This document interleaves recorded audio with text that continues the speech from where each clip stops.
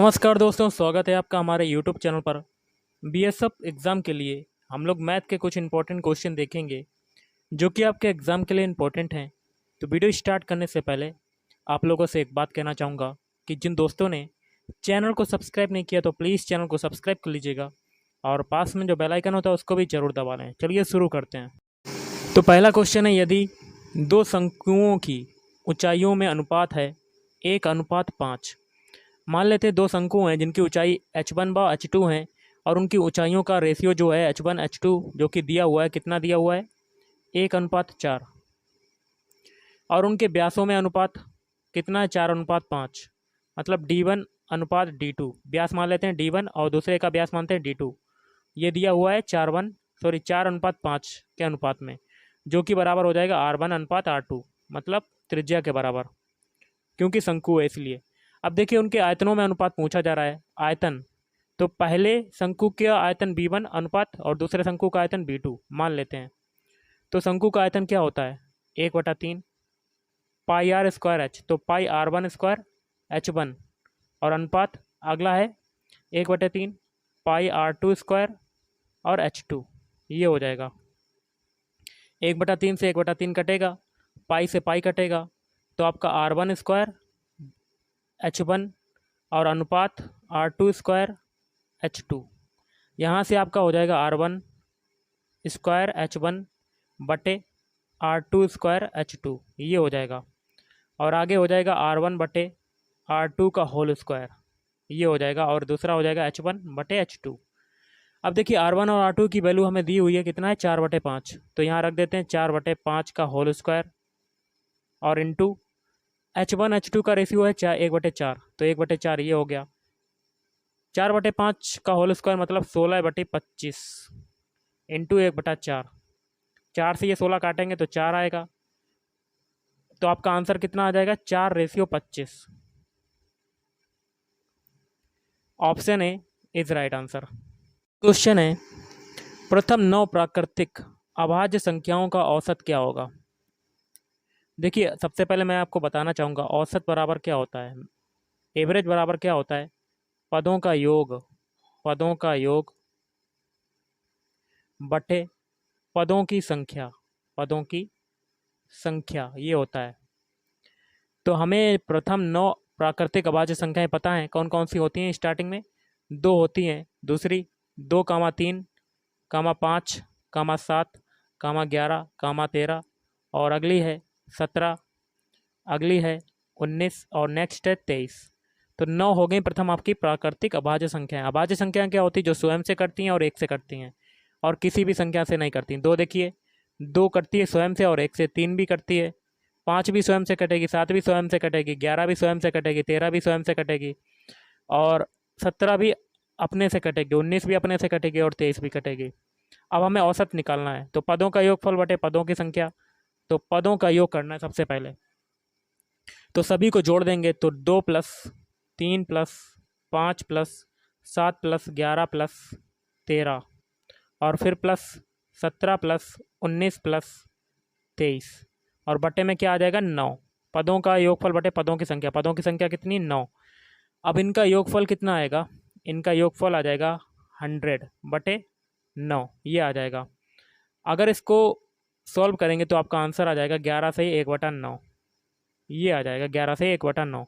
तो option D is right answer. Question दिया हुआ है √2916 बराबर 54 है। तो आपका क्वेश्चन दिया है √29.16 प्लस 0.2916 प्लस √0.002916 और प्लस अंडर आगे दिया हुआ है। इसको कैसे करेंगे तो कर लेते हैं। देखिए 2916 की वैल्यू हमें पता है कितनी है 54। अगर हम लोग पहले केस के लिए देख लेते हैं जो कि √29.16 दिया हुआ है। अगर हम लोग 5.4 का मल्टीप्लाई 5.4 में करें तो हमें क्या मिलता है 29.16। ओके, और 2 जोड़ा बनता है अंडर रूट में, संख्या जब भी होती है तो 2 जोड़ा बनता है तो बाहर निकल आती है, तो इसके लिए ये क्या हो जाएगा 5.4, फिर प्लस लगाया। देखिए अगला क्या है 0.2916, 4 अंकों बाद है आपकी संख्या, दशमलव लगा 4 अंक बाद, तो 4 अंक बाद जब बाहर निकालेंगे तो आपका कितना आ जाएगा, बाहर निकालेंगे तो आपका आ जाएगा 0.54 2 अंक बाद आ जाएगा, क्योंकि दो दो के जोड़े बनेंगे। और अगर हम लोग 0.54 इंटू 0.54 करेंगे तो आपको क्या मिलेगा, 0.2916 यही मिलता है।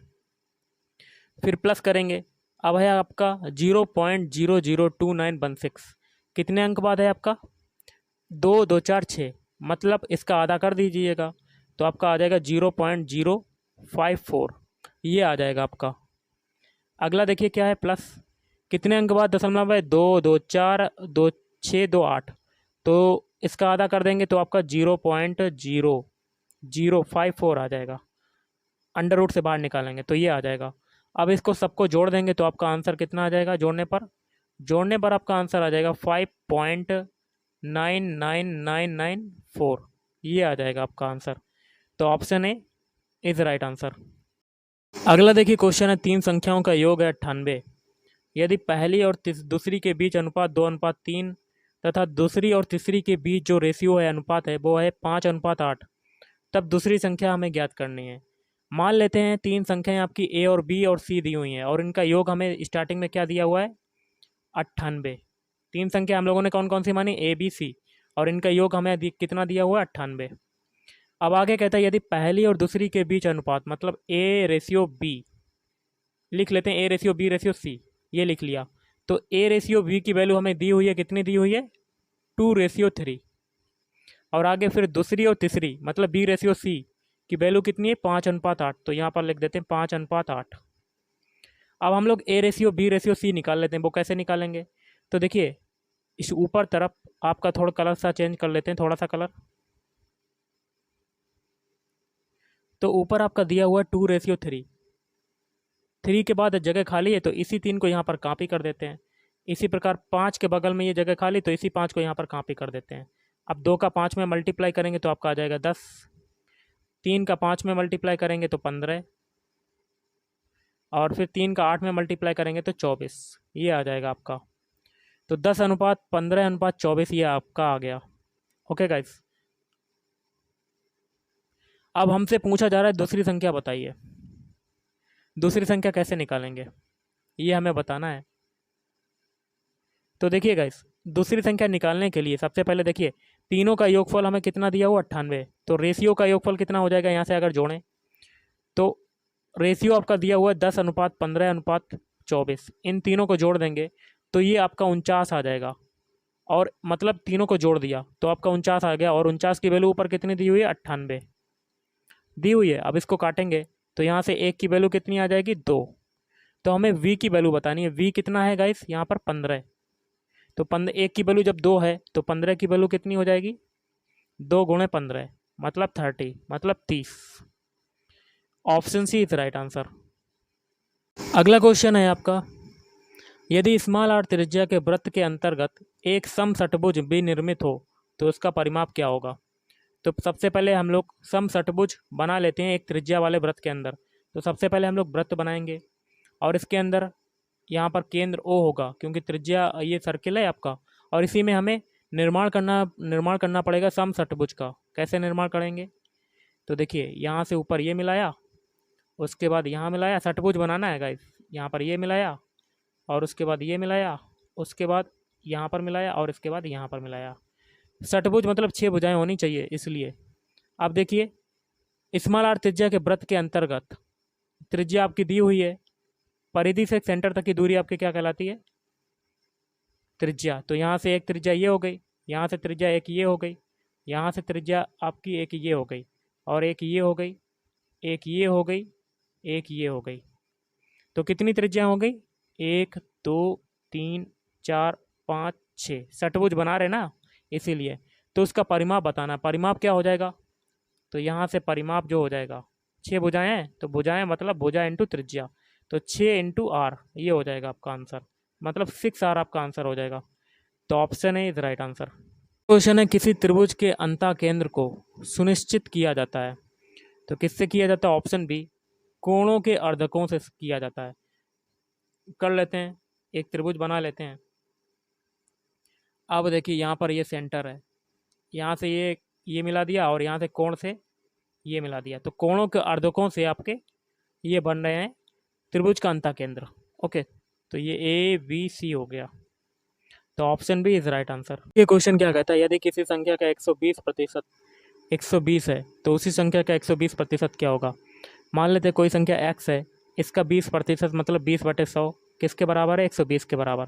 तो यहाँ से x की वैल्यू निकाल लेते हैं। एक जीरो से एक जीरो कटा, 2 से ये 5 काटेंगे तो 10 काटेंगे तो 5 बार कटेगा, और 5 का 120 में मल्टीप्लाई करेंगे तो x की वैल्यू क्या आ जाएगी, 600।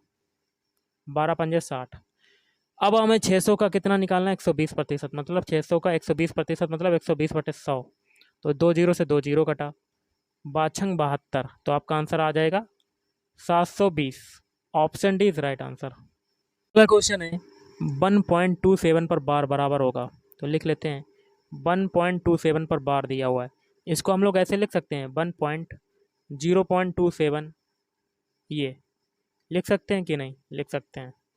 अब देखिए इसको लिख सकते हैं 1+27/99। क्यों लिखा, अगर बार होता है पिछली लास्ट की दो संख्याओं पे तो उसकी जगह बार की जगह क्या आ जाता था, बटे में 99 आ जाता है।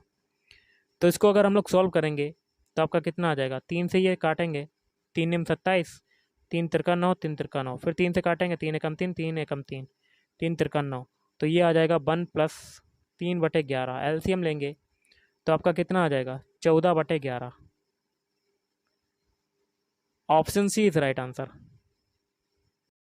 अगला देखिए क्वेश्चन क्या कहता है, किसी कक्षा के 6 छात्रों की आयु वर्षों में निम्नवत है, इनकी माध्यिका क्या होगी। तो माध्यिका निकालने के लिए ये जो आंकड़े दिए गए हैं इनको आरोही क्रम में सेट करना है। आरोही मतलब छोटे से बड़े की ओर। तो यहाँ पर सबसे छोटी जो संख्या है वो है आपकी 12, उसके बाद है 13, फिर है आपकी 14, फिर है 16, फिर है 18, और फिर है आपकी 19। अब पदों की संख्या को गिन लेते हैं 1 2 3 4 5 6। तो पदों की संख्या को मान लेते हैं n, जो कि दिया हुआ है 6, और 6 क्या है, एक सम संख्या। तो सम संख्या के लिए माध्यिका क्या होती है, ये होती है n/2वें पद का मान, या n/2वां पद प्लस n/2 प्लस 1 बा पद, और बटे में 2 आ जाएगा। तो n की वैल्यू हमें क्या पता है, 6, तो 6/2 प्लस 6/2 प्लस 1 बा पद, और बटे में 2। तो ये अब देखिए काटते हैं, ये 3 आ जाएगा, प्लस 4 ये आ जाएगा, 2 से ये 6 काटेंगे तो 4 ये आ जाएगा, 3 बार जाएगा, 3 + 1 4वां पद, और बटे में 2। तो ऊपर देखिए तीसरा पद हमें ये ढूंढना है, और चौथा पद। तीसरा पद कितना है, 14 यहाँ लिख लिया प्लस, और चौथा पद क्या है, 16, तो 14 + 16/2 ये आ जाएगा। तो 16 और 14 कितना होता है, 30 होता है, 30। तो 30/2 मतलब काटेंगे तो आपका आंसर आ जाएगा 15। तो option B is right answer. Question है केंद्रीय प्रवृत्ति के तीनों मापों में आनुभाविक संबंध है। तो इसका हो जाएगा ऑप्शन बी, 3 माध्यिका = बहुलक प्लस 2 माध्य, ये होता है, और ये आपका फार्मूला होता है। Option B is right answer. Guys आज की इस वीडियो में इतना ही। अगर आपको वीडियो पसंद है, वीडियो को लाइक करें, शेयर करें, और चैनल को भी सब्सक्राइब करें। Thank you.